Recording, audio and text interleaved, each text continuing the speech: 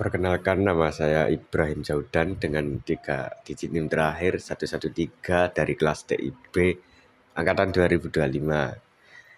Pada video kali ini saya akan menjelaskan tentang SRF atau bisa juga disebut dengan Scheduler Remaining First. Scheduler Remaining First atau sering disebut dengan Shortest Remaining Time First adalah algoritma CPU scheduling pada sistem operasi yang memilih proses dengan sisa waktu yang paling kecil untuk dijalankan.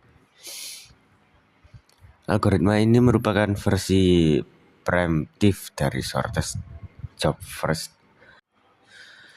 Artinya, jika ada proses baru yang datang dengan burst time lebih kecil dari sisa waktu proses yang sedang berjalan, maka proses yang sedang berjalan akan dihentikan sementara dan CPU akan menjalankan proses yang memiliki sisa waktu yang paling kecil. Tujuan utamanya adalah meminimalkan waiting time dan mempercepat penyelesaian proses-proses kecil. Ciri-ciri algoritma SRF yang ke-1, preemptive scheduling, yaitu proses bisa dihentikan sementara. Yang kedua, berdasarkan remaining time. CPU selalu memilih proses dengan sisa waktu yang paling kecil. Yang ketiga, optimal untuk waiting time. Secara teori bisa menghasilkan rata-rata waiting time yang paling kecil. Yang keempat, memerlukan pengecekan terus-menerus. Sistem harus selalu mengecek proses yang baru masuk. Yang ketiga yaitu rumus yang digunakan. Yang pertama, turnaround time.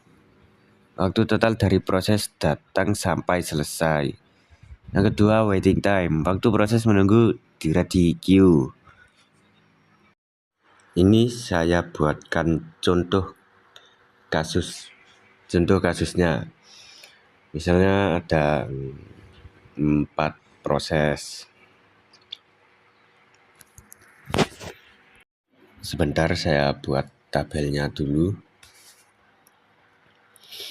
Yang ini P1 yaitu proses yang pertama. Terus arrivalnya itu waktu datangnya yaitu 0 atau yang pertama gitulah. Tapi kita tulis 0 saja karena hukumnya memang begitu.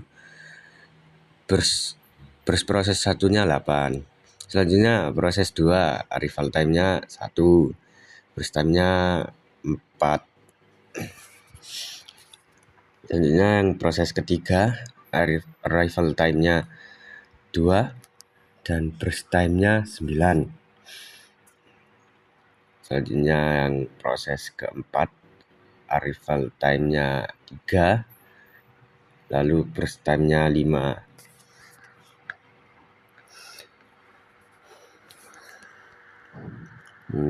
Simulasinya itu begini.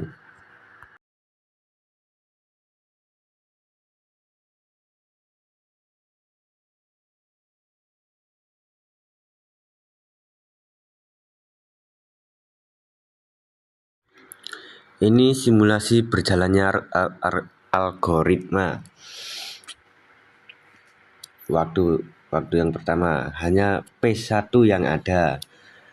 Karena hanya P1 yang ada, CPU jadi menjalankan yang P1.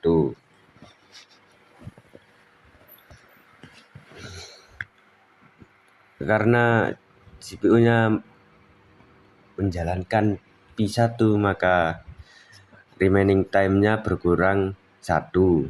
Jadi 8 dikurangi 1 itu sama dengan 7. Kenapa dikurangi 1? Karena ini itu berjalan 1 unit waktu, maka dikurangi 1 gitu loh. Lalu hasilnya proses 1 remainingnya 7.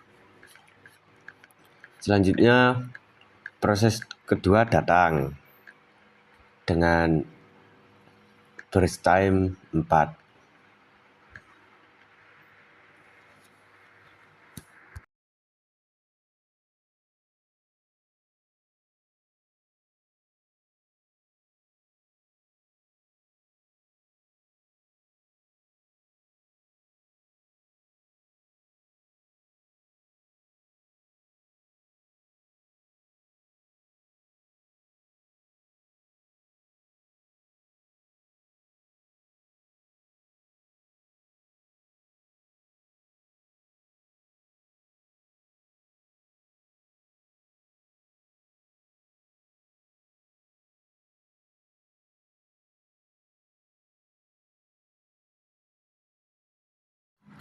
Karena proses yang kedua remaining time-nya lebih kecil, maka proses yang kedua diproses terlebih dahulu.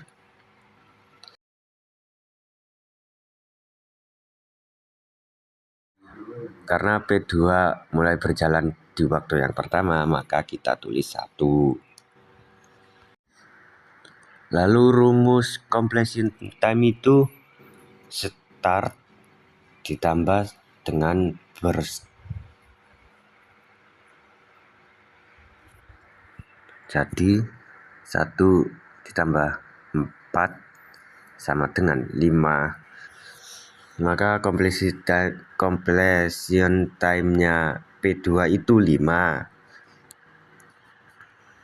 Oke.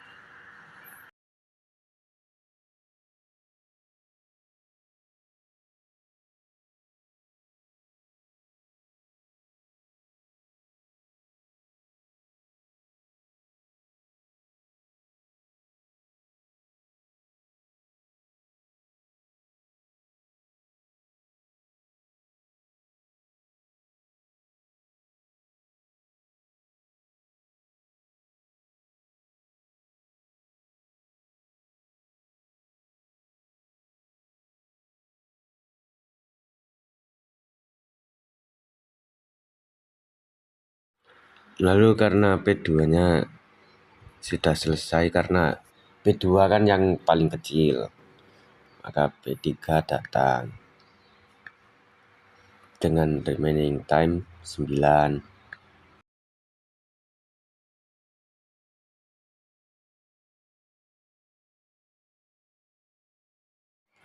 Lalu datang lagi P4 dengan remaining 5.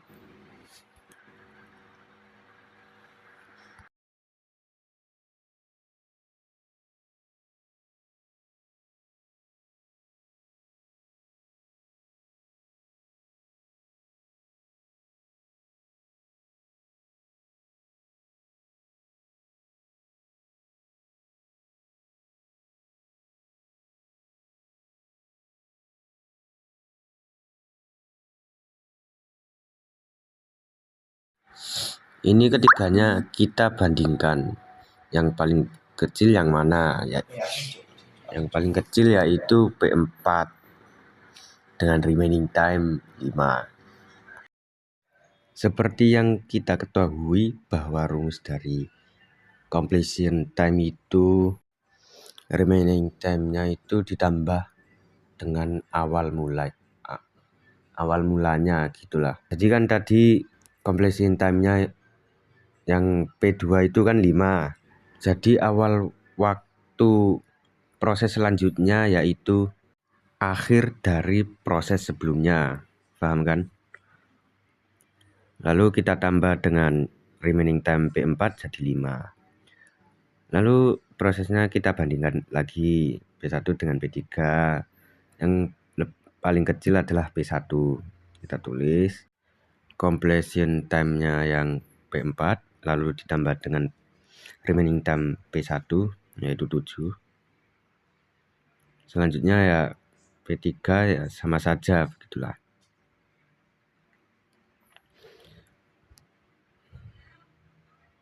Jadi rumusnya yaitu seperti proses yang pertama awal waktunya itu pasti 1. Lalu awal mula proses yang selanjutnya itu completion time proses yang sebelumnya.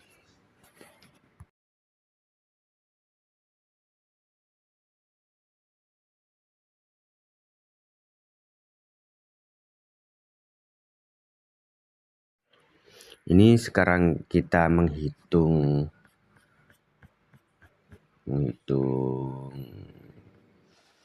turnaround time sama waiting time.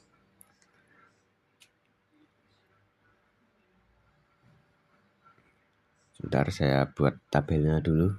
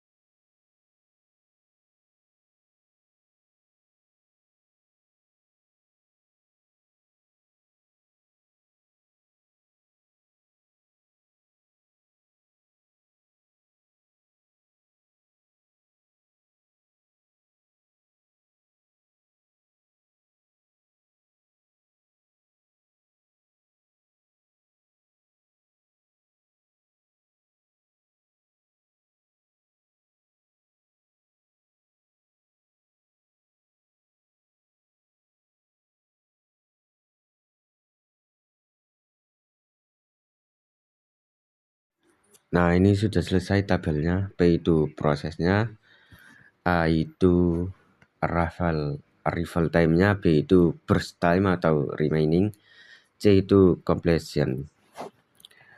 TA dan W itu, yang TA turnaround time dan W itu waiting time. Seperti yang kita lihat, ini rumus turnaround time sama waiting time-nya. Rumus dari turnaround time adalah completion time dikurangi arrival time. Sedangkan yang waiting time itu turnaround time dikurangi dengan burst time atau remaining time. Sekarang kita hitung turnaround time-nya. Kita lihat completion time-nya yang proses 1 itu 17. Lalu arrival time-nya P1 itu 0. Maka 17 kurangi 0, yaitu hasilnya 17. Yang kedua, completion time-nya yang kedua 5. Dikurangi 1 menjadi 4. Dan seterusnya.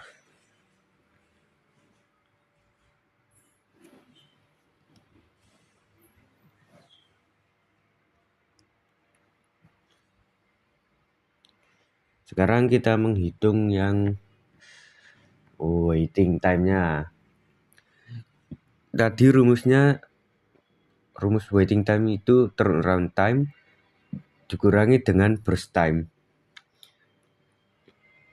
Sekarang kita hitung waiting time dari B1-nya, yaitu 17 dikurangi 8.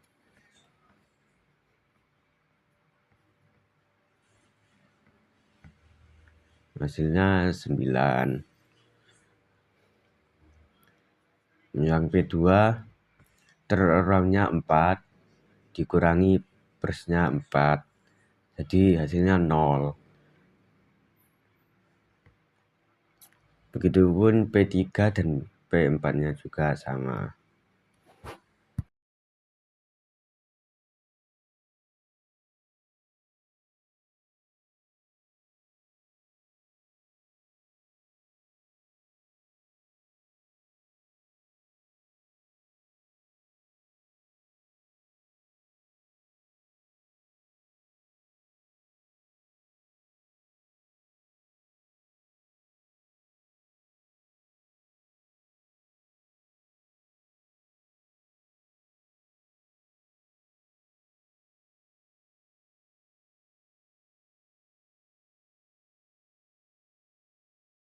Sekarang kita hitung turnaround time-nya. Keempat hasil ini kita jumlahkan lalu kita bagi 4.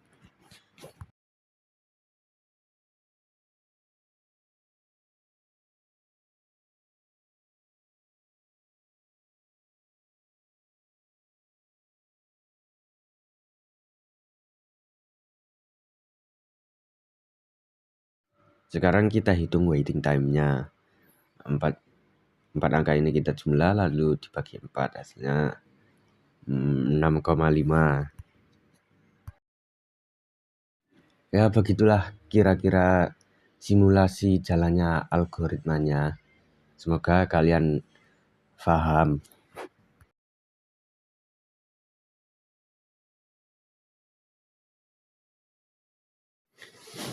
Sekarang kita berbicara tentang kelebihan algoritma SRF. Yang pertama, waiting time-nya itu cenderung kecil. Waiting time kecil artinya prosesnya selesai lebih cepat. Lalu efisiensi CPU-nya tinggi. Karena CPU itu selalu menjalankan proses tercepat.